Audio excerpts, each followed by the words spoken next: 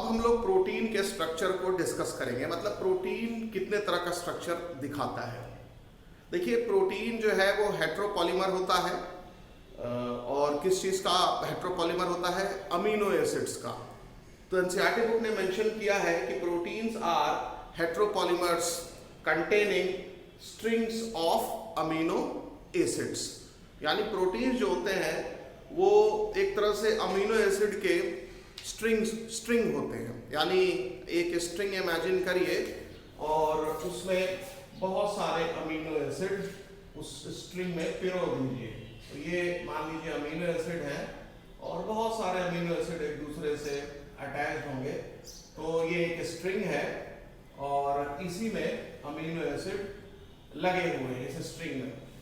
तो NCERT book जो protein का स्ट्रक्चर डिफाइन करते हुए सबसे पहला पॉइंट लिखता है कि प्रोटीन्स आर हेट्रोपॉलीमर्स, जो कि हमने पहले भी बताया हुआ है आपको। प्रोटीन जो होते हैं वो हेट्रोपॉलीमर्स होते हैं और they contain strings of amino acid. तो ये स्ट्रिंग ऑफ अमीनो एसिड होते हैं, ठीक है। अब जो दूसरी चीज आपको ध्यान रखनी है कि किसी भी मॉलिक्यूल का स्ट्रक्चर को जब डिफाइन किया जाता है तो वो अलग अलग तरीके से डिफाइन किया जाता है। मतलब क्या है कि structure of molecules means different things in different context. तो structure of molecule means different things in different context. Molecule का स्ट्रक्चर समझाने के लिए जो इनऑर्गेनिक केमिस्ट होता है, मतलब इनऑर्गेनिक केमिस्ट्री में मॉलिक्यूल का स्ट्रक्चर समझाने के लिए अक्सर मॉलिक्यूलर फार्मूला का इस्तेमाल कर दिया जाता है। जैसे कि सोडियम क्लोराइड है, तो सोडियम क्लोराइड को एक इनऑर्गेनिक केमिस्ट जो है या इनऑर्गेनिक केमिस्ट्री में NaCl बता दिया जाएगा। यानी सोडियम क्लोराइड का स्ट्रक्चर समझाने के लिए उसको NaCl कह दिया जाएगा कि एक सोडियम एटम है और एक क्लोरीन एटम है, वो दोनों जुड़ जाएंगे यानी NaCl बन जाएगा। उसी तरह से जब ऑर्गेनिक केमिस्ट्री में जब हम बेंजीन की बात करेंगे तो वो बेंजीन का आपको हेक्सागोनल रिंग याद होगा, वो उस चीज़ को दिखा करके मॉलिक्यूलर स्ट्रक्चर को समझाने की कोशिश करेगा। तो ऑर्गेनिक केमिस्ट्री में ऑर्गेनिक केमिस्ट जो है वो 2 डायमेंशनल व्यू की बात करता है जब वो मॉलिक्यूलर स्ट्रक्चर की बात आती है। जैसे बेंजीन का अगर मॉलिक्यूलर स्ट्रक्चर अगर देखना है तो वो 2 डायमेंशनल व्यू दिखाएगा एक ऑर्गेनिक केमिस्ट। इनऑर्गेनिक केमिस्ट जो होगा वो सीधे मॉलिक्यूलर फार्मूला बता करके मॉलिक्यूलर स्ट्रक्चर की बात खत्म कर देगा। जैसे बेंजीन C6, जैसे आप पढ़े होंगे C6H6, ठीक है, बेंजीन का ये मॉलिक्यूलर फार्मूला है। तो एक इनऑर्गेनिक केमिस्ट जो है वो C6H6 कहेगा, लेकिन जो ऑर्गेनिक केमिस्ट होगा वो बेंजीन का पूरा हेक्सागन दिखाएगा। तो बेंजीन का जब हेक्सागन दिखेगा तो वो 2 डायमेंशनल स्ट्रक्चर होता है, ठीक।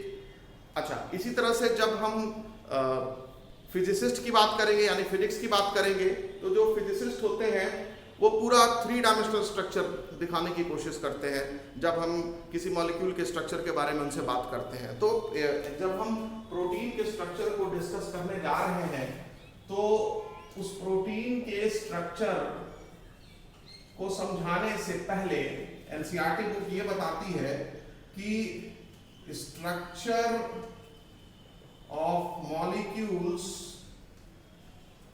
ठीक है, को हम डिफरेंट कॉन्टेक्स्ट में डिफरेंट तरीके से दिखा सकते हैं।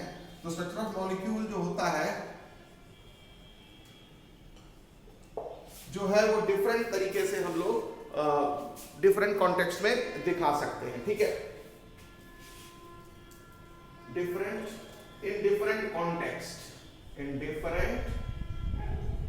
कॉन्टेक्स्ट, ठीक, ये चीज आप समझिएगा।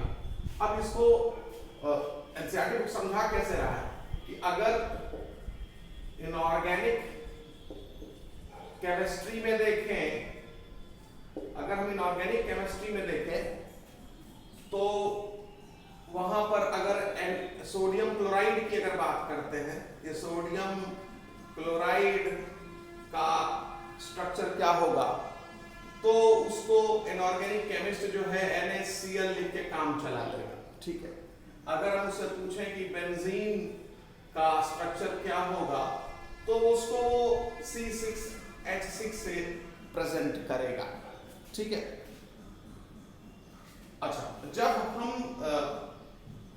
ऑर्गेनिक केमिस्ट से पूछेंगे या ऑर्गेनिक केमिस्ट्री की बात करेंगे, जब हम ऑर्गेनिक केमिस्ट से पूछेंगे तो ऑर्गेनिक केमिस्ट जो है वो, चूंकि बेंजीन एक ऑर्गेनिक कंपाउंड है, तो इसी बेंजीन को ऑर्गेनिक केमिस्ट जो है वो 2 डायमेंशनल स्ट्रक्चर में दिखाने की कोशिश करेगा, 2 डायमेंशनल स्ट्रक्चर में दिखाने की कोशिश करेगा, ठीक है, इस तरीके से। ये बात समझ में आ गई? तो यानी कि जो ऑर्गेनिक केमिस्ट होगा वो 2 डायमेंशनल व्यू दिखा करके मॉलिक्यूलर स्ट्रक्चर को समझाने की कोशिश करता है। और जब हम फिजिक्स की बात करते हैं तो फिजिसिस्ट जो होता है, ठीक है ना, तो फिजिसिस्ट जो होते हैं वो क्या करते हैं, किसी भी मॉलिक्यूल के 3D को दिखाने की कोशिश करते हैं, यानी वो 3 डायमेंशनल व्यू के जरिए मॉलिक्यूल के स्ट्रक्चर को समझाने की कोशिश करते हैं। तो वही एनसीईआरटी बुक मेंशन करती है कि जो स्ट्रक्चर ऑफ मॉलिक्यूल होता है वो एक नहीं होता, अलग अलग हो सकता है। एक ही मॉलिक्यूल के स्ट्रक्चर को समझाने का तरीका अलग अलग हो सकता है। कुछ लोग सीधे मॉलिक्यूलर फॉर्मूला बता करके स्ट्रक्चर को डिफाइन करते हैं, कुछ लोग 2D व्यू दिखा करके स्ट्रक्चर को डिफाइन करते हैं, कुछ लोग 3D व्यू दिखा करके स्ट्रक्चर को डिफाइन करते हैं, ठीक। तो इनऑर्गेनिक केमिस्ट, ऑर्गेनिक केमिस्ट और फिजिसिस्ट किन तरीकों से मॉलिक्यूल के स्ट्रक्चर को डिफाइन करते हैं वो एनसीईआरटी बुक ने समझाने की कोशिश की है। हम बात यहाँ पर कर रहे हैं प्रोटीन के स्ट्रक्चर की। तो जो बायोलॉजिस्ट होते हैं वो प्रोटीन के स्ट्रक्चर को जब डिफाइन करते हैं तो ये बताते हैं कि there are 4 types of structure seen in protein, यानी किसी प्रोटीन में 4 तरह के structure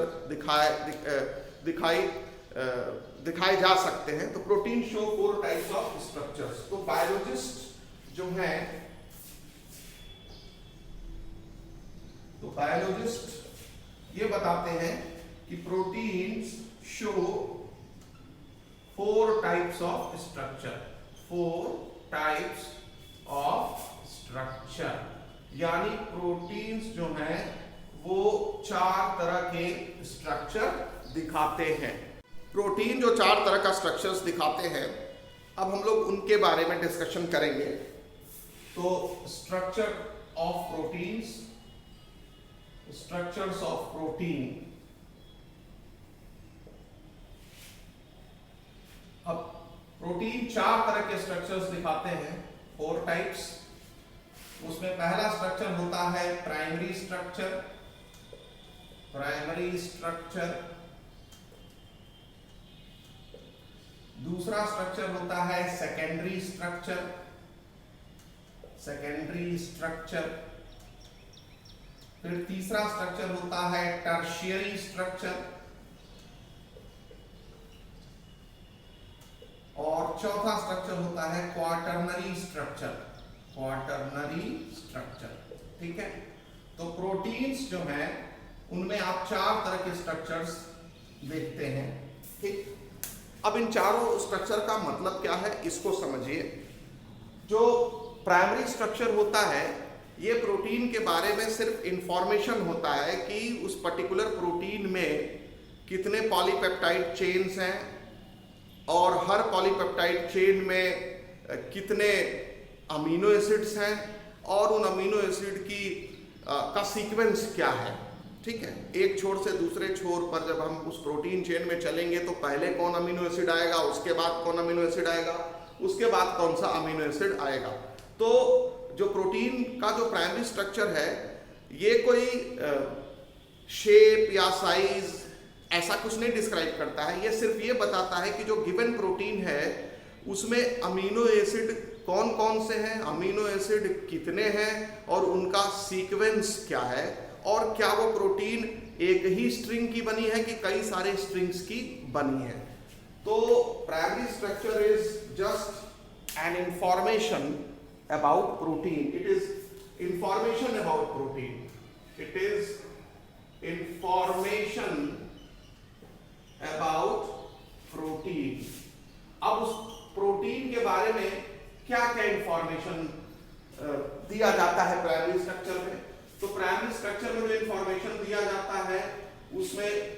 number of polypeptide chains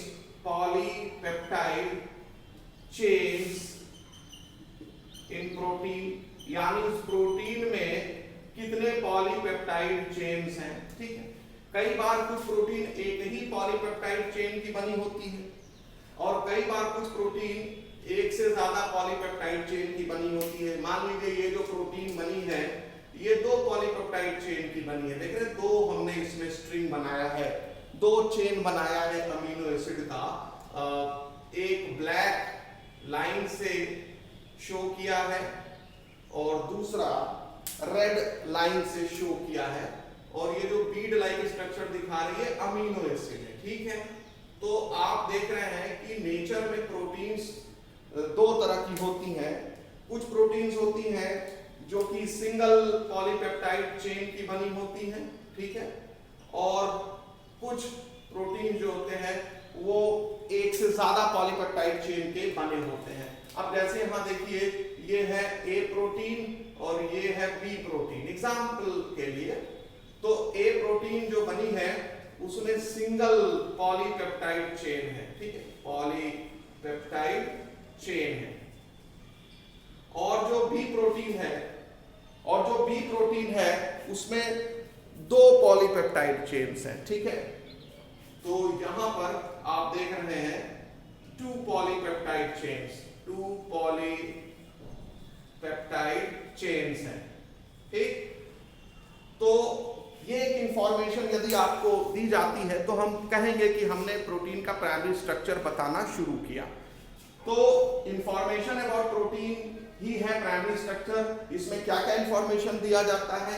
इसमें number of polypeptide chain in a protein. अगर किसी प्रोटीन में एक ही पॉलीपेप्टाइड चेन है तो उसको मोनोमरिक प्रोटीन कहा जाता है, मोनोमरिक प्रोटीन। ठीक है,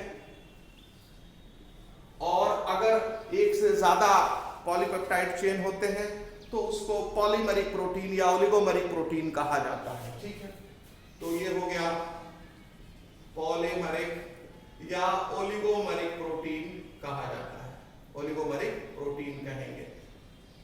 तो ये एक इंफॉर्मेशन आपको मिल जाती है। अब उसके बाद जो ये स्ट्रिंग है या जो पॉलीपेप्टाइड चेन है, इसमें कितने अमीनो एसिड होंगे। फिर दूसरा जो इंफॉर्मेशन दी जाती है प्रोटीन के बारे में कि नंबर एंड सीक्वेंस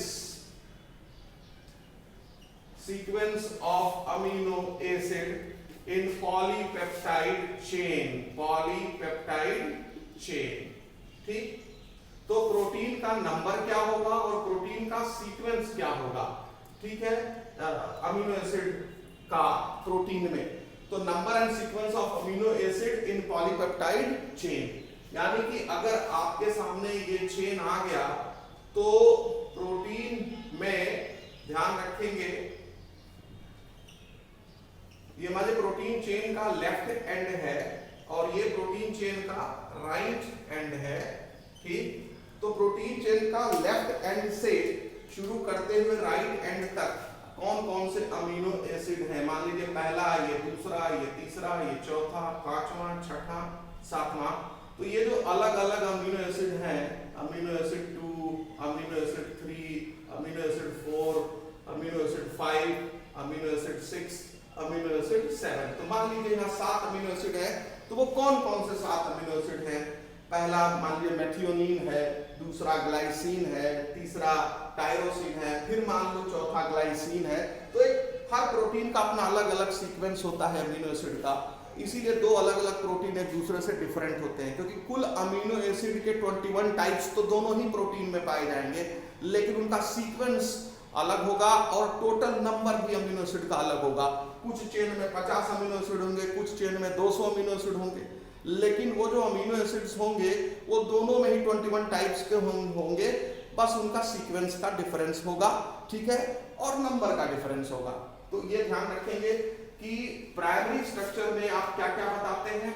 हम बताते हैं प्रोटीन में कितने पॉलीपेप्टाइड पाए जाते हैं, क्या वो प्रोटीन में एक ही पॉलीपेप्टाइड चेन है या उसमें एक से ज्यादा पॉलीपेप्टाइड चेन है। दूसरा, जो पॉलीपेप्टाइड चेन है उसमें कौन कौन से अमीनो एसिड है, उनकी संख्या क्या है और उनका सीक्वेंस क्या है।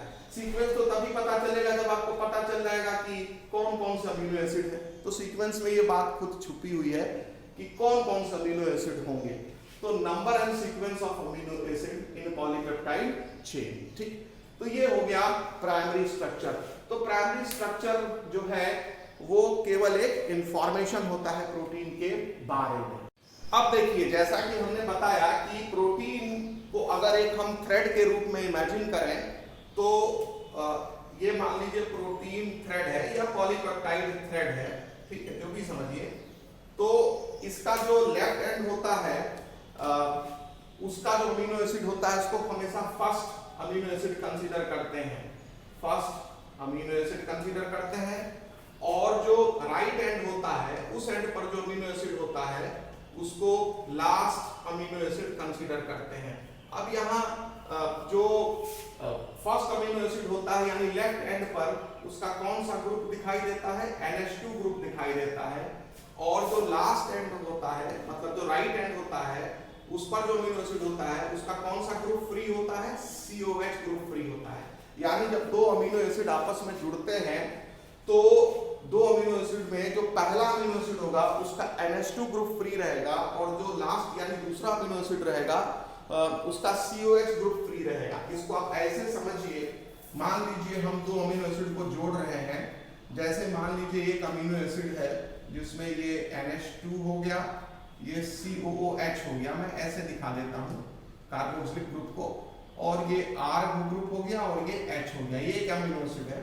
इसके बाद इससे जब दूसरा अमीनो एसिड जुड़ेगा तो उसका ये NH2 ग्रुप हो गया। इस NH2 को हम ऐसे दिखा दे रहे हैं और ये C है, ये COH हो गया, ये R ग्रुप है, ये मान लो एक अलग ग्रुप है, ये दूसरा ग्रुप है। सेम अमीनो एसिड भी हो सकते हैं या डिफरेंट हो सकते हैं, तो R पर डिपेंड करेगा। और ये H हो गया। तो आप देख रहे हैं ये अमीनो एसिड 1 है और ये मान लो अमीनो एसिड 2 है। ये दो ही अमीनो एसिड से मिल करके ये एक पेप्टाइड बन रहा है जिसको डाईपेप्टाइड बोलते हैं। जब एक मॉलिक्यूल में दो अमीनो एसिड होते हैं तो उस मॉलिक्यूल को डाईपेप्टाइड कहा जाता है। डाईपेप्टाइड में दो अमीनो एसिड होते हैं और उनके बीच में एक पेप्टाइड बॉन्ड होता है। ये मत समझेगा कि डाईपेप्टाइड कहने का मतलब दो peptide bond. Dipeptide contains only one peptide bond and there are two amino acids. तो ये जो दो अमीनो एसिड्स हैं ये आपस में जुड़ेंगे और इनके बीच में OH और H के बीच में इंटरेक्शन होगा। ये जो देख रहे हो कार्बोक्सिलिक ग्रुप है पूरा और ये है अमीनो ग्रुप पूरा। तो पहले अमीनो एसिड का कार्बोक्सिलिक ग्रुप दूसरे अमीनो एसिड का अमीनो ग्रुप के बीच में इंटरेक्शन होगा और इससे वाटर मॉलिक्यूल निकलेगा। ये देख रहे हैं, ये वाटर मॉलिक्यूल निकल जाएगा H2O। तो ये C डायरेक्टली अटैच हो जाएगा इस N से। तो जब ये C डायरेक्टली अटैच हो जाएगा N से तो ये एक बॉन्ड बनेगा। ये तो इधर वाला पोर्शन है, ये हो गया N और ये हो गया और ये इधर वाला पोर्शन है। तो आप देखेंगे कि ये जो बॉन्ड है इसी को बोलते हैं पेप्टाइड बॉन्ड। तो पेप्टाइड बॉन्ड का फॉर्मूला क्या हो गया, CONH। तो CONH, this is peptide bond. तो पेप्टाइड बॉन्ड भी पूछा जा सकता है कि कैसे बनता है। तो दिस इज पेप्टाइड बॉन्ड। इसी को कहा जाता है दो अमीनो एसिड के बीच में कौन सा बॉन्ड होता है, पेप्टाइड बॉन्ड। और इसमें इसके बनने में वाटर मॉलिक्यूल रिलीज होता है। तो ये एक डिहाइड्रेशन प्रोसेस होता है, इसको एनहाइड्रो बॉन्ड भी कहा जाता है। ठीक है, तो अब देखो, तो जब दो अमीनो एसिड आपस में जुड़ गए तो ये लेफ्ट एंड है। तो आप देखिए लेफ्ट एंड पर कौन सा ग्रुप दिखाई दे रहा है, NH2, ये फ्री है। और राइट एंड पर कौन सा ग्रुप दिखाई दे रहा है, COH। तो उसी तरह से अगर आप इसी के आगे एक अमीनो एसिड जोड़ दीजिए, फिर उसके आगे एक अमीनो एसिड जोड़ दीजिए, फिर उसके बाद आगे एक अमीनो एसिड जोड़ दीजिए, तो एक अमीनो एसिड की लंबी चेन बन जाएगी। तो जो पहला अमीनो एसिड होगा वो लेफ्ट एंड पर होगा और उसी को उससे जो ग्रुप लटका होगा, कौन सा ग्रुप लटका होगा, NH2। और जो लास्ट अमीनो एसिड होगा यानी जो राइट एंड पर होगा उस अमीनो एसिड से कौन सा ग्रुप लटका होगा, COH ग्रुप लटका होगा। ये बात समझ में आ गई। तो जो फर्स्ट अमीनो एसिड होता है इसीलिए उसको एन टर्मिनल अमीनो एसिड कहा जाता है, एन टर्मिनल, क्योंकि वो एन टर्मिनल की तरफ है या वो एन टर्मिनल दे रहा है, एन टर्मिनल अमीनो एसिड। ठीक, और जो अमीनो एसिड लास्ट होता है उससे कार्बोक्सिलिक ग्रुप निकला है तो उसको C टर्मिनल अमीनो एसिड कहा जाता है, C टर्मिनल अमीनो एसिड। तो आपको समझ में आ गया कि एन टर्मिनल अमीनो एसिड क्या होता है और सी टर्मिनल अमीनो एसिड क्या होता है। जब एक प्रोटीन का थ्रेड को आप इमेजिन करेंगे तो उसका लेफ्ट साइड में एन टर्मिनल अमीनो एसिड होगा, यानी वो फर्स्ट अमीनो एसिड है, और जो राइट साइड होगा उस कॉर्नर उस एंड पर सी टर्मिनल अमीनो एसिड होगा, वो लास्ट अमीनो एसिड होगा। अब सवाल ये आता है कि ये जो अमीनो एसिड है इसमें हम इसी को क्यों फर्स्ट अमीनो एसिड कह रहे हैं, इसको क्यों लास्ट कह रहे हैं, हम इसको क्यों नहीं फर्स्ट कह दे रहे हैं? तो उसका रीजन ये है कि जब राइबोसोम के सरफेस पर प्रोटीन बनने अमीनो एसिड आते हैं प्रोटीन बनाने के लिए, तो सबसे पहले प्रोटीन का ये वाला अमीनो एसिड बनता है। मतलब इनमें से पूछा जाएगा ना कौन सा प्रोटीन पहले आया होगा राइबोसोम के सरफेस पर, उसके बाद दूसरा कौन आया होगा, तो इन दोनों के बीच में पेप्टाइड बॉन्ड बन गया। उसके बाद तीसरा कौन आया होगा, तो फिर दूसरे और तीसरे के बीच में पेप्टाइड बॉन्ड बन गया। उसके बाद चौथा कौन आया होगा, उसके बीच में तीसरे और चौथे के बीच में पेप्टाइड बॉन्ड बन गया। तो जो पहला अमीनो एसिड आता है वो यही आता है। किसी भी प्रोटीन में जो लेफ्ट साइड वाला जिधर एन टर्मिनल होता है, एन टर्मिनल को हमेशा लेफ्ट साइड में रखते हैं। एक लेफ्ट साइड आप इसको पलट दीजिए, अगर यही एन इधर कर देंगे, ये सी इधर कर देंगे तो फर्स्ट इधर हो जाएगा। तो लेफ्ट राइट तो एक प्रेजेंटेशन का तरीका है, एक कन्वेंशन है कि हम अमीनो टर्मिनल वाले पोर्शन को लेफ्ट तरफ रखते हैं और कार्बोक्सी टर्मिनल वाले पोर्शन को हम राइट साइड में रखते हैं, ठीक है। लेकिन आपको ऐसे समझिए कि जो एन टर्मिनल अमीनो एसिड होता है वही पहला अमीनो एसिड होता है, और उसको रखने के लिए उसका जो तरीका है कि जब हम प्रोटीन का स्ट्रक्चर डिफाइन करते हैं तो एन टर्मिनल वाले को एंड को लेफ्ट साइड में रखते हैं और राइट टर्मिनल वाले को मतलब सी टर्मिनल वाले को राइट साइड में रखते हैं। तो ये हो गया कि जब हम प्रोटीन का प्राइमरी स्ट्रक्चर एक्सप्लेन कर रहे होते हैं तो ये चीज भी बताना आवश्यक होता है। अब हम प्रोटीन के सेकेंडरी स्ट्रक्चर के बारे में बात करेंगे। देखिए, जो प्रोटीन का सेकेंडरी स्ट्रक्चर होता है वो एक फिजिकल स्ट्रक्चर होता है। इसमें क्या होता है कि प्रोटीन जो है वो एक एक्सटेंडेड रॉड के रूप में, रिजिड रॉड के रूप में नहीं होती है, बल्कि प्रोटीन का जो थ्रेड होता है वो फ्लेक्सिबल होता है, ठीक है ना।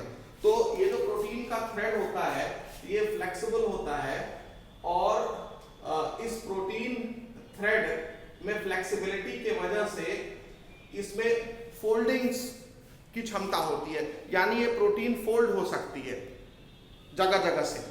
तो मान लेते हैं कि ये प्रोटीन जो है वो ऐसे फोल्डिंग दिखा देती है जगह जगह।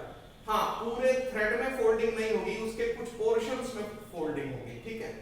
तो आप देखेंगे कि जो प्रोटीन थ्रेड के रूप में पाई जाती है उसके पर्टिकुलर पोर्शंस में फोल्डिंग्स आप देखेंगे। अब फोल्डिंग जो होता है वो कई स्ट्रक्चर के रूप में होता है। जो फोल्डिंग है वो हेलिक्स के रूप में हो सकता है, स्टेयर्स के रूप में हो सकता है। अब यहाँ पर जो फोल्डिंग आप देख रहे हैं वो हेलिक्स के रूप में देख रहे हैं, यानी कि इस पूरे प्रोटीन में आपको फोल्डिंग जो दिख रही है वो फोल्डिंग हेलिक्स के रूप में दिख रही है, ठीक है। तो ये जो प्रोटीन आप देख रहे हैं इसमें जो प्रोटीन आपको दिख रही है वो हेलिकल फोल्डिंग शो कर रही है। हेलिकल मतलब आप ऐसे समझिए तो घुमावदार सीढ़ी होती है, उसको रिवॉल्विंग स्टेयर केस बोलते हैं। तो हेलिक्स जो है मतलब like revolving staircase, revolving staircase, ठीक है। कई घरों में आप देखते होंगे घुमावदार सीढ़ी होती है, तो उसी तरह से ये हेलिकल फोल्डिंग दिखाते हैं। तो यही वो सेकेंडरी स्ट्रक्चर है। तो सेकेंडरी स्ट्रक्चर में क्या होता है, सेकेंडरी स्ट्रक्चर में प्रोटीन थ्रेड में फोल्डिंग आ जाती है, यानी फोल्डिंग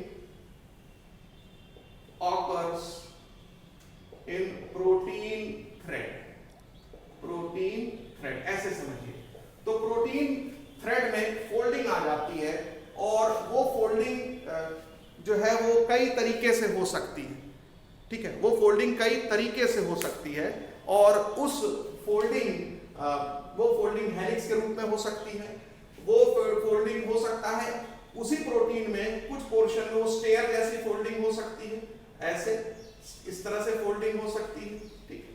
तो फोल्डिंग के कई रूप हो सकते हैं एक ही प्रोटीन के अलग अलग पोर्शन में, या पूरे प्रोटीन में कुछ अंतराल पर एक ही तरह के फोल्डिंग दिखाई दे सकती है। अच्छा, तो हमने ये बताया आपको कि एक प्रोटीन थ्रेड में जो फोल्डिंग होती है वो पूरे प्रोटीन में एक फिक्स इंटरवल पर सेम फोल्डिंग हो सकती है या डिफरेंट फोल्डिंग हो सकती है। अब जैसे मान लीजिए ये प्रोटीन में हमने 3 जगह फोल्डिंग दिखाई है और उसमें से 2 जगह हेलिक्स जैसी फोल्डिंग है और एक जगह स्टेयर जैसी फोल्डिंग है, सीढ़ी नुमा इस तरह से स्टेयर लाइक फोल्डिंग है। तो यहां पर नेचर में आपको कुछ प्रोटीन ऐसे भी दिखेंगी, कुछ प्रोटीन ऐसे दिखेंगे कि उनके पूरे स्ट्रेच में केवल हेलिकल फोल्डिंग ही दिखेगी। हाँ, एक चीज ध्यान रखिएगा कि पूरा थ्रेड कंप्लीट फोल्डिंग नहीं दिखाता है। इस थ्रेड का एक पोर्शन जो है, एक पर्टिकुलर पोर्शन जो है वो फोल्डिंग दिखाएगा, इंटायर थ्रेड फोल्डिंग नहीं दिखाता है। ये एनसीईआरटी बुक में मेंशन है कि प्रोटीन का एक particular portion, some part of the protein thread show folding and this is the secondary structure. ठीक है, यानी पूरी प्रोटीन का कुछ पोर्शन ही है जो फोल्डिंग दिखाता है। अब ये सारी फोल्डिंग सेम हो सकती है या डिफरेंट हो सकती है, वो अलग विषय है। ठीक है, यहां पर जो एग्जांपल दिया है एनसीईआरटी बुक ने फोल्डिंग का, वो हेलिक्स का एग्जांपल दिया है और हेलिक्स का मतलब होता है like a revolving staircase. ठीक है, और ये जो हेलिक्स होता है, ये याद रखिएगा प्रोटीन में सिर्फ राइट हैंडेड हेलिक्स देखे जाते हैं। एक हेलिक्स जो है वो इस तरह से हेलिक्स है तो राइट हैंडेड, इस तरह से हेलिक्स है तो लेफ्ट हैंडेड। तो ये राइट हैंडेड हेलिक्स और ये लेफ्ट हैंडेड हेलिक्स। ठीक है, तो घुमाव का तरीका, हेलिक्स का तरीका, ठीक है, वो कैसा है? तो आप लिख लेंगे कि proteins show right handed helix, right handed helices. तो प्रोटीन्स जो होते हैं वो राइट हैंडेड हेलिक्सेस दिखाते हैं। अच्छा, तो ये बात हो गई सेकेंडरी स्ट्रक्चर की। प्राइमरी स्ट्रक्चर हम लोगों ने पढ़ लिया है, सेकेंडरी स्ट्रक्चर भी हम लोगों ने समझ लिया है। अब इसके बाद आता है टर्शियरी स्ट्रक्चर। देखिए, टर्शियरी स्ट्रक्चर तब दिखता है जब प्रोटीन थ्रेड बहुत लंबी हो, वेरी लॉन्ग प्रोटीन थ्रेड। तो अगर protein thread is very long, तब उस केस में टर्शियरी स्ट्रक्चर देखा जाता है प्रोटीन में। और टर्शियरी स्ट्रक्चर में क्या होगा कि यही जो प्रोटीन है जो सेकेंडरी स्ट्रक्चर दिखाई है, पहले तो उसको सेकेंडरी स्ट्रक्चर दिखाना पड़ेगा। कोई भी प्रोटीन है उसको सेकेंडरी स्ट्रक्चर दिखाना पड़ेगा, और जब सेकेंडरी स्ट्रक्चर दिखा लिया तो काम उसी से चल जाता है अगर वो छोटी प्रोटीन है। लेकिन अगर वो लंबी प्रोटीन है तो उसमें सेकेंडरी स्ट्रक्चर आ गए, जगह जगह फोल्डिंग्स आ गई, उसके बाद वो अपने ऊपर कई बार लिपट भी जाती है, तो इसको बोलते हैं टर्शियरी स्ट्रक्चर। तो इसको एनसीईआरटी बुक मेंशन करती है कि the long protein chain is also folded upon itself, the long protein chain is also folded upon itself like a hollow woollen ball, like a hall. जैसे आप आप घर में देखे होंगे मम्मी लोग स्वेटर बुनती हैं, तो जो ऊन का गोला होता है, आप देखते हैं वो जो थ्रेड आप देख रहे हैं वो मान लीजिए चेन है प्रोटीन का, और उस बॉल पर बार बार वही थ्रेड रिपीट होता है। तो इस तरह की कुछ फोल्डिंग दिखती है कौन से स्ट्रक्चर में? टर्शियरी स्ट्रक्चर में। तो आपको ध्यान रखना पड़ेगा। तो टर्शियरी स्ट्रक्चर कब दिखता है? जब प्रोटीन चेन लंबी होती है या प्रोटीन थ्रेड लंबी होती है, और वो एक तरह से मान लीजिए यही है बहुत लंबी प्रोटीन चेन, और इसने पहले सेकेंडरी स्ट्रक्चर दिखाया है, इसको हम 2 डिग्री स्ट्रक्चर भी कह सकते हैं। ठीक है, ये 2 डिग्री स्ट्रक्चर दिख गया, और इसके बाद इसमें ये फर्दर फोल्डिंग ये दिखा देती है इस तरह से। ठीक है, इस तरह से ये फर्दर फोल्डिंग दिखा लेती है, और फिर ये स्ट्रक्चर। तो आप देख रहे हैं कि इसमें इसको हम एक और तरीके से भी बना सकते हैं ताकि आप ये तीनों फोल्डिंग्स को आसानी से देख सकें। जैसे ये एक दिखाया, फिर ये दूसरा दिखाया, फिर ये ऐसा दिखा दिया। तो ये मान लीजिए पहला फोल्डिंग था, दूसरा था, ये तीसरा था, तो इसमें भी ये पहला फोल्डिंग है, दूसरा फोल्डिंग और ये तीसरा फोल्डिंग है, ठीक। तो ये एक हॉलो बॉल जैसा स्ट्रक्चर दिखेगा। It is a hollow ball like structure, ठीक है। तो यहां पर आपको ये मेंशन करना है कि फोल्डेड अपॉन इटसेल्फ, यानी protein thread is folded upon itself. तो प्रोटीन एनसीईआरटी की लाइनिंग एक्चुअली आपको समझाने की कोशिश मैं कर रहा हूं, जो अक्षरशः लिखा हुआ है एनसीईआरटी के बुक में, वो चीज मैं यहां पर एक्सप्लेन कर रहा हूं। तो protein thread is folded upon itself, यानी ये प्रोटीन थ्रेड अपने ऊपर ही बार बार फोल्ड हो गई है, ठीक है। ये जो फोल्डिंग वो अपने ऊपर नहीं है, ये तो फोल्डिंग अलग पोर्शन में, ये फोल्डिंग अलग पोर्शन में, ये फोल्डिंग अलग पोर्शन में, लेकिन अब ये फिर से एक दूसरे के ऊपर फोल्ड हो जाए, जैसे ये हो गया। तो ये कौन सा स्ट्रक्चर हो जाएगा? ये टर्शरी स्ट्रक्चर हो जाएगा, जिसको 3 डिग्री स्ट्रक्चर कहा जाता है। तो अगर प्रोटीन लंबी होगी तभी वो अपने ऊपर फोल्डिंग दिखा पाएगी, ठीक है, और एक हॉलो बॉल जैसा स्ट्रक्चर बन पाएगा। इसी को टर्शरी स्ट्रक्चर कहा जाता है। तो टर्शरी स्ट्रक्चर के लिए जो चीज जरूरी है कि प्रोटीन थ्रेड का लंबा होना जरूरी है, और दूसरा प्रोटीन थ्रेड का अपने ऊपर फोल्ड होना जरूरी है। अगर वो लंबी होगी काफी तभी वो अपने ऊपर फोल्ड कर पाएगी। और ध्यान रखेंगे कि कोई प्रोटीन टर्शरी स्ट्रक्चर दिखाने से पहले उसमें कौन से स्ट्रक्चर दिखेंगे? Secondary structure. यानी कोई प्रोटीन अगर टर्शरी स्ट्रक्चर शो कर रहा है, यानी वो प्रोटीन अपने ऊपर बार बार फोल्डिंग दिखाई है, तो उसके कुछ पोर्शंस में जगह जगह आपको स्पेशल फोल्डिंग पैटर्न मिलेगा, चाहे वो हेलिक्स के फॉर्म में मिलेगा, चाहे वो स्टेयर के फॉर्म में मिलेगा, या किसी और फॉर्म में मिलेगा। तो एक प्रोटीन जो टर्शरी स्ट्रक्चर दिखा रही है उसमें सेकेंडरी स्ट्रक्चर भी होगा, और उसका प्राइमरी स्ट्रक्चर तो बता ही देंगे कि उसमें कितने अमीनो एसिड है, क्या वो एक ही पॉलीपेप्टाइड चेन की बनी है या एक से ज्यादा की बनी है, और उसमें अमीनो एसिड का सीक्वेंस क्या होगा।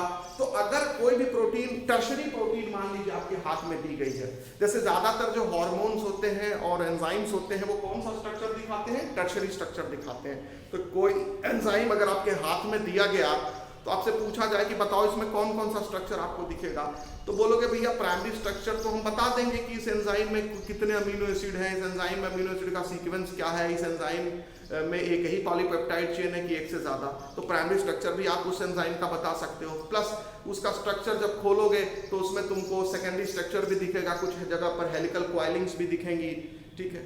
और ये भी देख लोगे कि क्या वो प्रोटीन अपने ऊपर लिपटी है कि नहीं, एक बार लिपटी है कि 4 बार लिपटी है।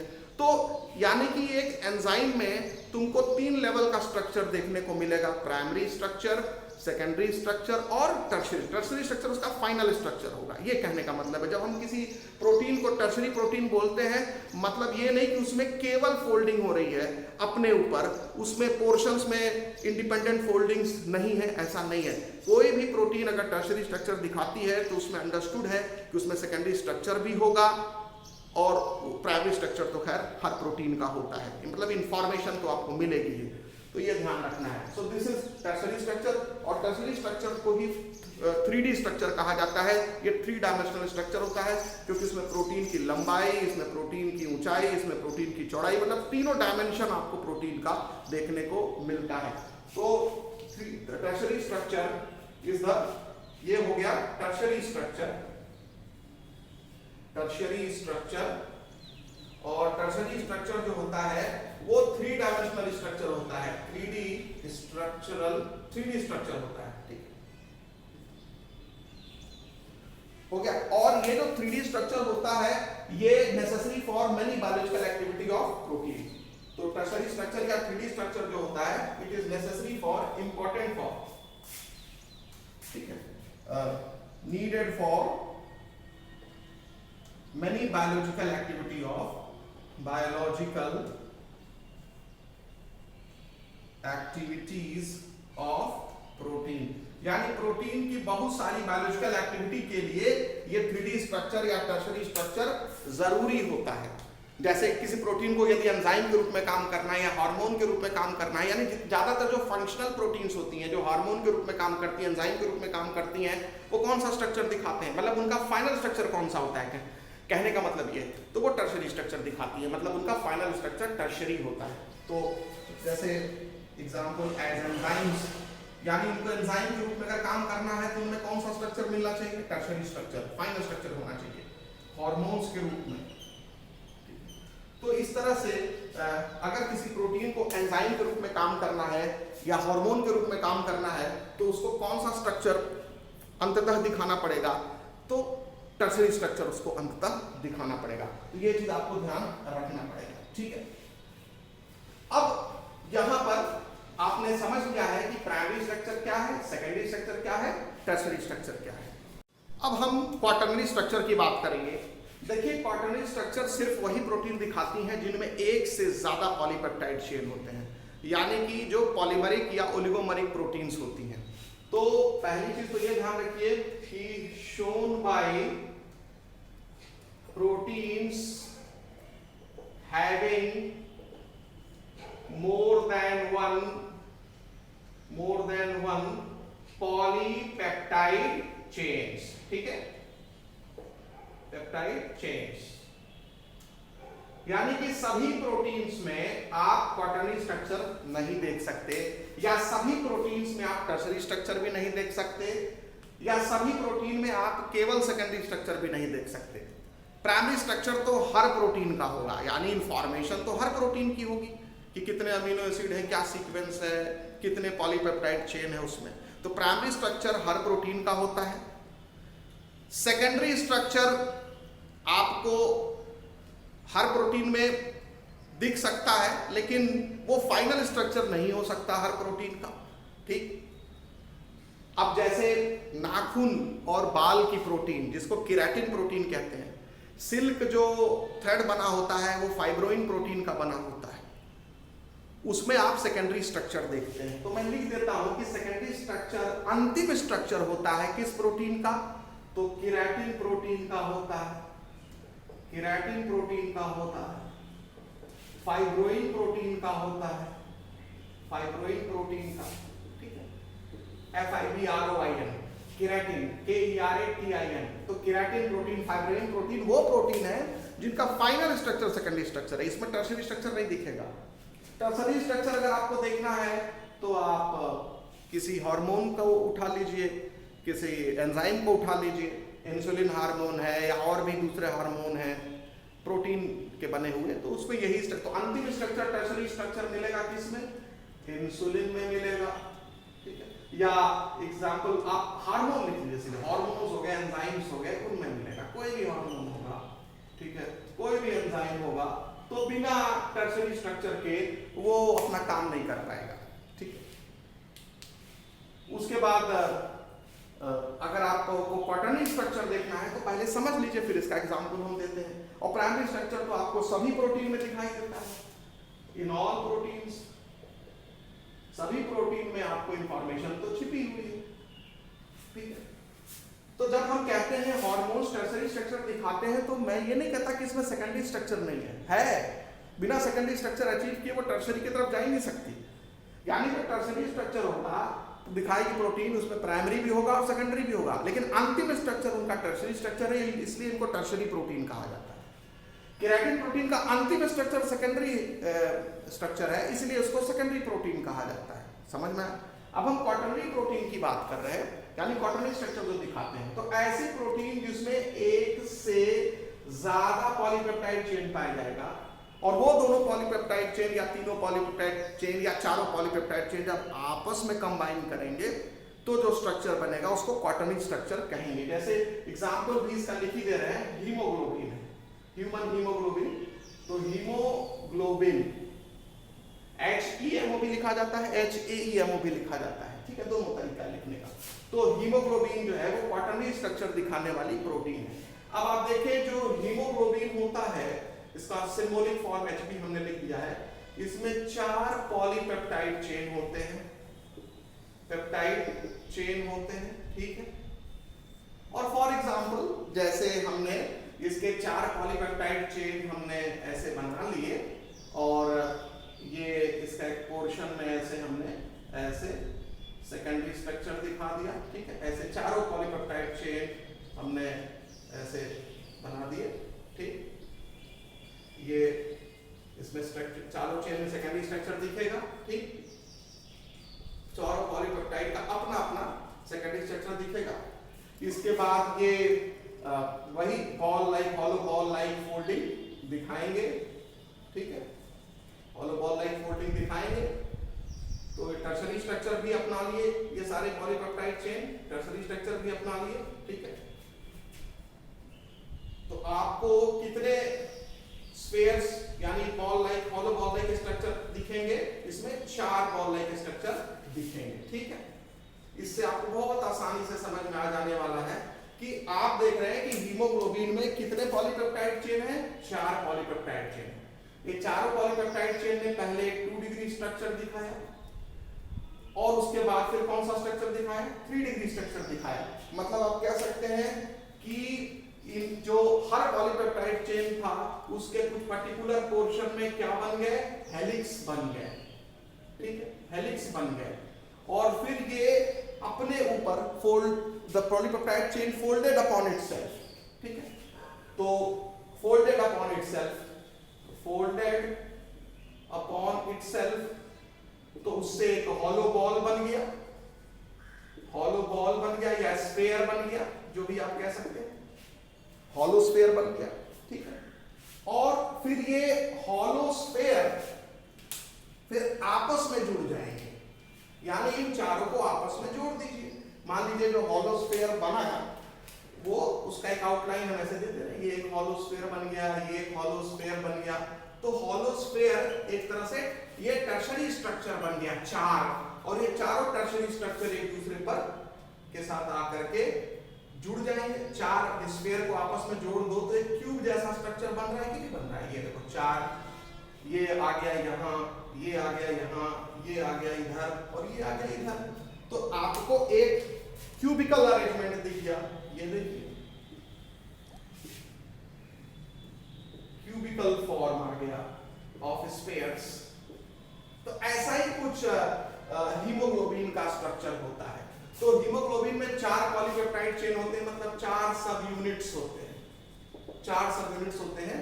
उसमें 2 को अल्फा सब यूनिट कहते हैं, 2 को बीटा सब यूनिट कहते हैं। तो जो क्यूब बनेगा उसमें 2 अल्फा होगा और 2 बीटा होगा, तो उस क्यूब को बोल देंगे alpha 2 beta 2 cube, cubical arrangement of spheres.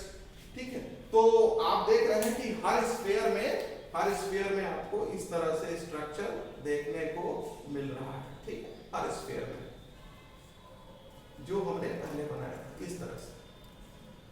तो उम्मीद करते हैं कि आपको ये समझ में आ गया होगा कि what is meaning of quaternary structure, यानी जब कई टर्शरी स्ट्रक्चर एक साथ आकर के कंबाइन कर जाएंगे तो उसको कौन सा स्ट्रक्चर बोलेंगे?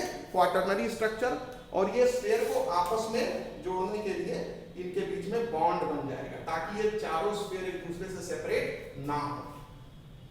So this is a quaternary structure. तो आप समझ गए ना कि क्वाटरनरी स्ट्रक्चर बनने के लिए एक से ज्यादा पॉलीपेप्टाइड चेन चाहिए। अगर एक से ज्यादा पॉलीपेप्टाइड चेन नहीं होगा तो क्वाटरनरी स्ट्रक्चर नहीं बन पाएगा। तो हीमोग्लोबिन जो है वो क्वाटरनरी स्ट्रक्चर दिखाता है और उसमें आपको ध्यान रखना है कि उसके लिए जो हर चेन जो टर्शरी स्ट्रक्चर दिखाएगी तभी जाकर के क्वाटरनरी स्ट्रक्चर बनेगा। तो आप देखिए हीमोग्लोबिन में कौन कौन सा स्ट्रक्चर दिखा। हीमोग्लोबिन का जो फाइनल स्ट्रक्चर होता है वो क्वाटरनरी स्ट्रक्चर होता है।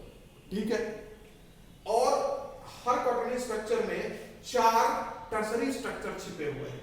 इसको अगर आप तोड़िए तो 4 स्फीयर अलग होंगे और हर स्फीयर में आप देखेंगे जब उसको खींच के बड़ा करेंगे तो उसमें छोटे छोटे पोर्शंस दिखेंगे जो सेकेंडरी स्ट्रक्चर दिखा रहे हैं। और फिर इसमें आप गिन सकते हैं कितने अमीनो एसिड, उनका सीक्वेंस क्या है। तो हीमोग्लोबिन एक ऐसा एग्जांपल है जिसमें आपको प्राइमरी स्ट्रक्चर भी दिखेगा, सेकेंडरी स्ट्रक्चर भी दिखेगा, टर्शरी स्ट्रक्चर भी दिखेगा और क्वाटरनरी स्ट्रक्चर भी दिखेगा। क्वाटरनरी स्ट्रक्चर उसका अंतिम स्ट्रक्चर होगा। बस कहने का मतलब ये है। तो आप देख लीजिए, अगर आपको किसी हार्मोन या एंजाइम का स्ट्रक्चर पूछा जाए आपसे तो आप बोलेंगे साहब उसमें प्राइमरी स्ट्रक्चर भी होगा, उसमें सेकेंडरी स्ट्रक्चर भी होगा, उसमें टर्शरी स्ट्रक्चर भी होगा, बल्कि लास्ट स्ट्रक्चर उसका टर्शरी होगा। हीमोग्लोबिन का स्ट्रक्चर पूछेगा तो बोलेगा, कोई पूछेगा तो बोलेगा कि उसमें प्राइमरी स्ट्रक्चर भी होगा, उसमें सेकेंडरी भी होगा, उसमें टर्शरी भी होगा, उसमें क्वाटरनरी भी होगा। और लास्ट स्ट्रक्चर उसका क्वाटर्नरी होगा। तो कोई भी प्रोटीन जो है वो अंतिम रूप से जो है आप अधिकतम आप उसमें क्वाटर्नरी स्ट्रक्चर देख सकते हैं, ठीक है। और अलग अलग प्रोटीन में अलग अलग अंतिम स्ट्रक्चर होता है। हमने कुछ एग्जांपल्स यहाँ पर मेंशन कर दिए हैं। अच्छा, ये कोई जरूरी नहीं कि जो टर्सरी स्ट्रक्चर जो बॉल लाइक बना है, स्फीयर लाइक बना है, वो क्यूब के फॉर्म में अरेंज हो। किसी और प्रोटीन में हो सकता है कि 4 बॉल एक लीनियर स्ट्रिंग के फॉर्म में अरेंज रहे, ऐसे 4 बॉल एक लीनियर स्ट्रिंग के फॉर्म में अरेंज मिले आपको, ठीक है। यानी एक स्फीयर, दूसरा स्फीयर, तीसरा स्फीयर, यानी आप कह सकते हैं लीनियर स्ट्रिंग ऑफ स्फीयर्स, ठीक है। ये क्वाटर्नरी स्ट्रक्चर भी हो सकता है, ये भी क्वाटर्नरी स्ट्रक्चर हो सकता है। ये किसी और प्रोटीन की बात की जा सकती है। यानी स्फीयर यहाँ क्यूब के फॉर्म में है, 1 2 3 4 आपस में क्यूब के रूप में अरेंज है।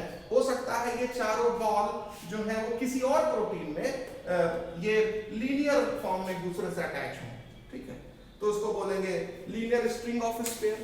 तो टर्सरी स्ट्रक्चर एक दूसरे के साथ किस तरीके से अरेंज हो रहे हैं, अटैच हो रहे हैं, वो अलग अलग क्वाटर्नरी प्रोटीन अलग अलग एग्जाम्पल के रूप में दिख सकती हैं आपको। यहाँ हीमोग्लोबिन में जो आपको 4 सब यूनिट्स दिख रहे हैं, 4 टर्सरी स्ट्रक्चर दिख रहे हैं, वो क्यूब के फॉर्म में अरेंज होते दिखाई देते हैं। 2 अल्फा सब यूनिट होता है और 2 बीटा सब यूनिट। मान लीजिए ये अल्फा सब यूनिट है, ये भी अल्फा सब यूनिट है। भैया ये अल्फा तो ये भी अल्फा होगा, ये भी अल्फा होगा, ये दोनों बीटा है। तो इसमें मान लीजिए 2 अल्फा हो गए और 2 क्या हो गए, बीटा हो गए, ठीक है ना। इस तरीके से आप यहाँ शो कर देंगे, ये बीटा हो गया, ये बीटा हो गया। तो ये हो गया प्रोटीन के चारों लेवल के स्ट्रक्चर्स। अब हम बॉन्ड्स की बात करेंगे जो किसी पॉलीमर में 2 मोनोमर्स को आपस में लिंक करते हैं। Now we will talk about the bonds linking the monomeric units in a polymer, ठीक है। तो bonds linking monomers in a polymer, ठीक है, in a polymer। अब जैसे एग्जांपल है प्रोटीन, ठीक है। प्रोटीन एक पॉलीमर है, ठीक। प्रोटीन इज अ पॉलीमर और प्रोटीन का जो मोनोमर होता है वो होते हैं अमीनो एसिड्स, ठीक है। अमीनो एसिड्स बता चुके हैं। और 2 amino acid, this is amino acid 1, this is amino acid 2, और इनके बीच में जो बॉन्ड बनता है वो बनता है पेप्टाइड बॉन्ड, जिसका स्ट्रक्चर अभी कुछ देर पहले हमने आपको बताया है, CONH, ठीक है। इस अमीनो एसिड का कार्बोक्सिलिक ग्रुप और इस अमीनो एसिड का अमीनो ग्रुप के बीच में इंटरेक्शन होगा तो पेप्टाइड बॉन्ड बनेगा और इससे वाटर मॉलिक्यूल निकलेगा। तो ये डिहाइड्रेशन होता है पेप्टाइड बॉन्ड बनने में। अमीनो एसिड जो है वो मोनोमर्स होते हैं और प्रोटीन क्या है, पॉलीमर है, ठीक। तो आप देखेंगे कि 2 अमीनो एसिड के बीच में ये मान लीजिए प्रोटीन है, तो कौन सा बॉन्ड होगा, ये पेप्टाइड बॉन्ड होगा। ये सब जो बॉन्ड आपको दिख रहे हैं ये सब पेप्टाइड बॉन्ड हैं। इन्हीं 2 अमीनो एसिड के बीच में जो बॉन्ड होगा वो पेप्टाइड बॉन्ड होगा। इसके बाद जो दूसरा एग्जांपल है पॉलीमर का वो है पॉलीसैकेराइड। तो पॉलीसैकेराइड जो है, पॉलीसैकेराइड भी पॉलीमर होते हैं, ठीक है ना। तो पॉलीसैकेराइड भी पॉलीमर है और इनमें जो शुगर यूनिट्स होते हैं, मतलब इनमें जो मोनोसैकेराइड्स होते हैं, MS में लिख दे रहा हूं मोनोसैकेराइड, इनके बीच में ग्लाइकोसिडिक लिंकेज होता है, ये भी आपको बता चुके हैं। तो ये ग्लाइकोसिडिक लिंकेज इनके बीच में पाया जाता है। इसमें जो पहला शुगर होता है, जैसे मान लीजिए ये भी ग्लूकोज है, फॉर एग्जांपल इसको आप ग्लूकोज मानिए, इसको भी आप ग्लूकोज मानिए। तो इस ग्लूकोज का जो पहला कार्बन होता है और इस ग्लूकोज का जो चौथा कार्बन होता है उसके बीच में ये लिंकेज होता है। तो ये COC लिंकेज इसको कहा जाता है, एक तरह से ईथर लिंकेज होता है। ये कौन सा लिंकेज होता है, ईथर। ईथर एक ग्रुप होता है, ऑर्गेनिक केमिस्ट्री में पढ़े होंगे, जैसे एल्डिहाइड है, कीटोन, उस तरह ईथर ग्रुप होता है, उसमें 2 कार्बन के बीच में एक ऑक्सीजन होता है। तो इस तरह का लिंकेज है। ये कार्बन पहला कार्बन है, ये कार्बन चौथा कार्बन है। आपको मालूम है इस ग्लूकोज के पहले कार्बन से भी OH लटका रहता है, इस ग्लूकोज के चौथे कार्बन से भी OH लटका रहता है, और दोनों के बीच में OH का इंटरेक्शन होगा तो वाटर निकल जाएगा, सिर्फ एक O बचेगा। तो ये वो बच गया और जो इससे वाटर निकल गया। तो आप समझेंगे कि ग्लाइकोसिडिक लिंकेज जो होता है इसमें भी वाटर, इसके भी बनने में वाटर रिलीज होता है, तो ये भी डिहाइड्रेशन होता है। यानी कि डिहाइड्रेशन पेप्टाइड बॉन्ड बनते समय भी होता है, डिहाइड्रेशन रिएक्शन है बेटा, ये ध्यान रखेंगे। जब ग्लूकोज 2 यूनिट आपस में जुड़ते हैं या कई यूनिट आपस में जुड़ते हैं तो डिहाइड्रेशन होता है। हर एक ग्लाइकोसिडिक बॉन्ड बनने पर एक वाटर मॉलिक्यूल रिलीज होगा, हर एक पेप्टाइड बॉन्ड बनने पर एक वाटर मॉलिक्यूल रिलीज होगा, ये ध्यान रखेंगे। तो अगर पूछ देगा कि 4 मोनोसैकेराइड यूनिट आपस में जुड़े हैं तो कितने वाटर मॉलिक्यूल निकलेंगे? 3, क्योंकि 4 मोनोसैकेराइड के बीच में 3 ग्लाइकोसिडिक बॉन्ड बनेगा तो 3 वाटर मॉलिक्यूल निकलेंगे। समझ में आया? ऐसे ही एक ट्राइपेप्टाइड बनने में कितने वाटर मॉलिक्यूल निकलेंगे? ट्राइपेप्टाइड का मतलब होता है 3 अमीनो एसिड। तो 3 अमीनो एसिड जब जुड़ेंगे तो उनके बीच में 2 पेप्टाइड बॉन्ड बनेगा, पहला दूसरा के बीच में और दूसरा तीसरा के बीच में, और 2 वाटर मॉलिक्यूल निकलेंगे। तो इस तरह के भी सवाल आए हुए हैं। तो ध्यान रखिएगा कि हर पेप्टाइड बॉन्ड बनने में एक वाटर मॉलिक्यूल निकलता है, so it is a dehydration reaction. Her glycosidic linkage या बॉन्ड बनने में एक वाटर मॉलिक्यूल निकलता है, ये भी डिहाइड्रेशन रिएक्शन है। तो पॉलीसैकेराइड जो पॉलीमर है, इसके मोनोसैकेराइड यूनिट के बीच में कौन सा बॉन्ड बनता है? Glycosidic linkage. प्रोटीन जो एक पॉलीमर है, इसके जो यूनिट्स होते हैं अमीनो एसिड्स, इनके बीच में कौन सा बॉन्ड बनता है? Peptide bond. अब इसके बाद तीसरा एग्जांपल आता है न्यूक्लिक एसिड। उस न्यूक्लिक एसिड में आप देखेंगे जो न्यूक्लिक एसिड होता है, न्यूक्लिक एसिड में न्यूक्लियोटाइड्स पाए जाते हैं। न्यूक्लिक एसिड का स्ट्रैंड होता है, तो न्यूक्लिक एसिड का जब स्ट्रैंड होता है तो ये ध्यान रखेंगे ये न्यूक्लियोटाइड्स होते हैं, मान लेते हैं ऐसे, ये न्यूक्लियोटाइड्स होते हैं और ये न्यूक्लियोटाइड जो है वो फास्फोरस से अटैच रहते हैं, ऐसे, ठीक है, फास्फोरस से अटैच रहते हैं। तो इसको मैं थोड़ा सा क्लियर यहाँ बनाता हूँ। इसको हमने एंटी लिख दिया, न्यूक्लियोटाइड, इसको भी हमने एंटी लिख दिया न्यूक्लियोटाइड, इसको भी हमने एंटी लिख दिया न्यूक्लियोटाइड। तो ये न्यूक्लियोटाइड आपस में जुड़े रहते हैं फॉस्फोएस्टर बॉन्ड से, ठीक है। तो इधर और इधर दोनों कनेक्शन होता है और बीच में ऑक्सीजन होता है O, ठीक है। ये इस तरह से एक कार्टून वाला डायग्राम है, अभी इसको हम क्लियर करेंगे। तो जो अगर एक स्ट्रैंड है, मतलब ये न्यूक्लियोटाइड ऑफ अ स्ट्रैंड, तो यहां पर आप कह सकते हैं न्यूक्लियोटाइड्स ऑफ अ स्ट्रैंड, एक स्ट्रैंड के न्यूक्लियोटाइड आपस में फॉस्फोएस्टर बॉन्ड से जुड़े रहते हैं, इसको बोलते हैं फॉस्फोएस्टर बॉन्ड। अभी समझा देंगे। तो ऊपर वाला जो न्यूक्लियोटाइड होता है उसके 3rd कार्बन से फॉस्फोरस जुड़ा रहता है और जो नीचे वाला न्यूक्लियोटाइड होता है उसके 5वें कार्बन से, शुगर के 5वें कार्बन से ये फॉस्फोरस, क्योंकि आपको मालूम है न्यूक्लियोटाइड में फॉस्फोरस जुड़ा रहता है, वो शुगर से जुड़ा रहता है, याद करिए।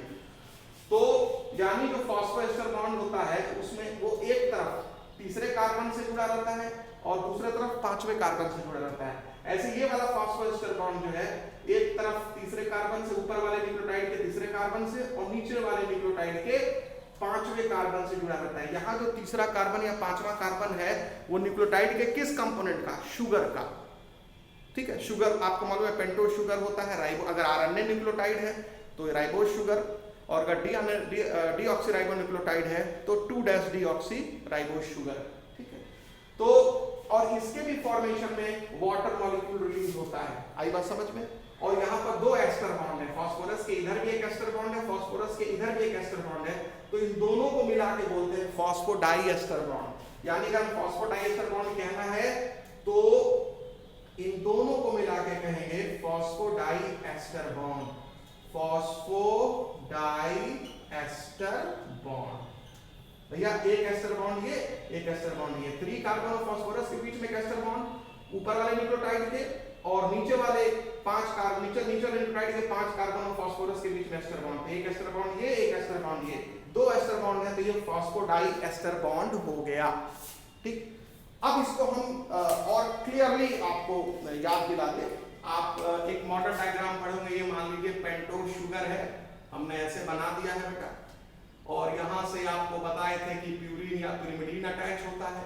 तो मैं यहाँ नाइट्रोजिनस बेस लिख देता हूँ, नाइट्रोजिनस बेस हो गया, ये पेंटोस शुगर हो गया, राइबोस डीऑक्सीराइबोस कुछ भी मान लीजिए, और ये इसका 5वां कार्बन हो गया, ये कार्बन है बेटा, ठीक है, दीज आर कार्बन, ये कार्बन है। अच्छा, ऐसे ही एक नीचे भी ऐसे ही बना दिया, ठीक है, ये एक न्यूक्लियोटाइड हम बनाते हैं, आपको मालूम है ये फास्फोरस बना के दिखाए थे आपको, ठीक है, और ये फास्फोरस जो है इससे अटैच रहता है, और बीच में क्या रहता है O, ये सबसे ऊपर वाला न्यूक्लियोटाइड है। इसके बाद इसके नीचे आपने दूसरा न्यूक्लियोटाइड बना दिया उसी तरह से, ठीक है, ये सब कार्बन है, ठीक है, और ये नाइट्रोजिनस बेस है, ठीक है, ये नाइट्रोजिनस बेस है, नाइट्रोजिनस बेस और पेंटोस शुगर मिलेगा तो बन जाएगा न्यूक्लियोसाइड, और इसके साथ जब फास्फोरस जुड़ेगा तो वो हो जाएगा न्यूक्लियोटाइड। इसको थोड़ा तिरछा बनाते हैं, ये बनाने का एक तरीका है, ठीक है, आप सीधा बनाइए तिरछा बनाइए, सब चलता है, ठीक है। तो ये दो न्यूक्लियोटाइड है, अब दो न्यूक्लियोटाइड को आपस में जोड़ना है, ऐसे ही इसके नीचे और बना दीजिए, जितना बनाएंगे उतना आप रफ पर प्रैक्टिस करिए, उतना देर आपको लंबे समय तक ये याद रहेगा। आपको लिख के काम करना है अगर लंबे समय तक आप दिमाग में बैठाना चाहते हैं, और एनसीईआरटी बुक सफिशिएंट है, अगर एनसीईआरटी बुक आप पूरा पढ़ लेंगे समझते हुए तो आपके नीट के एग्जाम के लिए सफिशिएंट है। थोड़ा बहुत जहां ज्यादा जाना है मैं आपको ले जाऊंगा, लेकिन अननेसेसरी बहुत ज्यादा एक्सेस जाएंगे जिसको मैं बता भी सकता हूं, जरूरत क्या है। मजा तो तब है कम में पढ़ के ही ज्यादा क्वेश्चन सॉल्व कर लो, नहीं तो इसके बारे में तो बहुत डिटेल है, और आपका जो सिलेबस है, आपकी जो एज है, आपकी जो समझ है वो इस लेवल के लिए है। एनसीईआरटी बुक भी तो इसीलिए लिखी है, ये आप ही के लिए तो लिखी है, वरना उनको लगता, इतने सारे टीचर्स को मिलकर लगता कि नहीं ये तो बहुत कम है, तो फिर वो और ज्यादा मोटा कर देते एनसीईआरटी बुक। तो हम जबरदस्ती आपके ऊपर बोझ नहीं डालना चाहते, ये आप जितना एनसीईआरटी में उसको अच्छे से समझ लें, उसमें कहीं कोई चीज छूटना नहीं चाहिए, ये इंश्योर करिए। और उसको समझाने में अगर बाहर बाहर जाना पड़े तो जाइए बाहर, अननेसेसरी बाहर जाने की जरूरत नहीं है। गाइड आप करेंगे उसमें 50 तरह के आलतू फालतू सवाल, बाहर के भी सवाल रहते हैं, वो गाइड वाले एनसीईआरटी बुक को ध्यान में रख के थोड़ी ना बनाए हैं, उसमें आज से 20 साल पहले के भी क्वेश्चन रखे गए हैं जो सिलेबस में भी नहीं है आज के समय में। तो हम जब गाइड लगाएंगे तो लगेगा अरे मेरा तो बहुत कम सवाल बन रहा है। तो आप खुद सोचो यार, पढ़ रहे हो आप एनसीईआरटी बुक से, सिलेबस तुम्हारा ये है और लगा रहे हो किसी दूसरे सिलेबस का सवाल, ठीक है। इवन जो बड़ी कोचिंग्स होती हैं जो अपना को सो कॉल बड़ी कहती हैं, वो अपने टेस्ट पेपर में भी ऐसे ही सवाल रखती हैं, ताकि बच्चा जब नहीं कर पाएगा एनसीईआरटी पढ़ने के बाद भी तो उसको फ्रस्ट्रेशन हो और फिर भाग करके उन कोचिंग्स के पास जाए। और होता वही है कि वहां भी लाखों की संख्या में बस बच्चे पढ़ते हैं और होता कुछ ही का है, सबका तो नहीं हो जाता ना। तो जो अपने टास्क से स्टिक करेगा, मेरा अपना अनुभव ये कहता है, ठीक है ना बेटा, तो आपके पास जो टाइम है ना उसको यूज करिए। पहले एनसीईआरटी जम के तैयार कर लो, टाइम बचता है, करो ना, ज्यादा करो ना, जितना एक्स्ट्रा क्वेश्चन करना है तुमको हम करवाएंगे, लेकिन पहले हमको बता दो कि हाँ सर आपने जो एनसीईआरटी बुक बताया था वो पूरा हमको याद हो गया है, तब हम चलते हैं तुमको साथ लेकर के और ऊंचाई पर, ठीक है। तो ये ध्यान रखना। तो ये हो गया पेंटोस शुगर। तो पेंटोस शुगर ये फॉस्फेट और तो ये न्यूक्लियोटाइड हो गया बेटा, ये एक न्यूक्लियोटाइड, ये दूसरा न्यूक्लियोटाइड, ये तीसरा न्यूक्लियोटाइड, तो ये 3 न्यूक्लियोटाइड हमने बनाया, एक स्ट्रैंड के हैं, ठीक है ना, ये एक ही स्ट्रैंड के हैं। तो आपको मालूम है न्यूक्लिक एसिड सिंगल स्टैंडर्ड होता है, डबल स्टैंडर्ड होता है, आरएनए सिंगल स्टैंडर्ड होता है और डीएनए में 2 स्ट्रैंड्स होते हैं। इसी के पैरेलल ऐसे ही एक और स्ट्रैंड होगा न्यूक्लियोटाइड का, ठीक है, वो आगे हम लोग डिस्कस करेंगे। तो अब ये कैसे आपस में जुड़ेंगे, तो देख लो बेटा, नंबरिंग पहले कर लो, ये पहला कार्बन, ये दूसरा कार्बन, ये तीसरा कार्बन, ये चौथा कार्बन, ये पांचवा कार्बन, ये पहला, ये दूसरा, ये तीसरा, ये चौथा, ये पांचवा कार्बन, ये भी पहला, दूसरा, तीसरा, चौथा और ये पांचवा कार्बन, ठीक है। अब देखो फास्फोरस ऑलरेडी 5वें कार्बन से जुड़ा ही रहता है। अब इन 2 न्यूक्लियोटाइड में अगर कनेक्शन होना है तो ये न्यूक्लियोटाइड इससे कब जुड़ेगा, जब इस 5वें कार्बन पर जो OH लटका हुआ है, आपको मालूम है 5वें कार्बन पर भी OH लटका रहता है, ठीक है ना, ये ध्यान रखेंगे।